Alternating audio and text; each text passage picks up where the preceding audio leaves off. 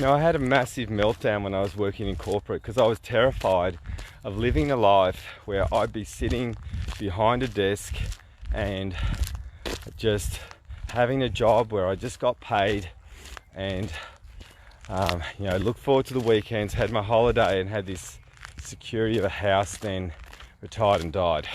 I was terrified of that. And it was when I first started working in 1995, and I just didn't want to live that life. So fear drove me towards a different life. Now, fear can do one of two things. It can freeze you or drive you.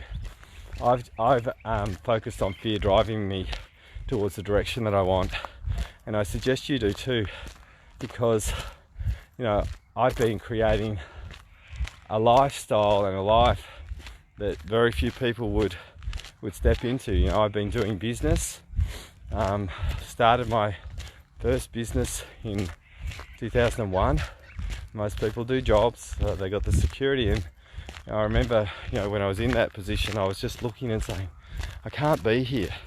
It's too scary to live a life of mundane. And so I decided to let fear take me towards the freedom of my desires. And I get frightened all the time. And the most important thing that I do is I take that fear, carry it in my bag, and lead it towards freedom. I jumped out of a plane because I was scared of heights. I created Academy because it terrified me. My wife, who's watching right now, has constantly challenged me to step into areas that I've never done before, and I can't thank her enough.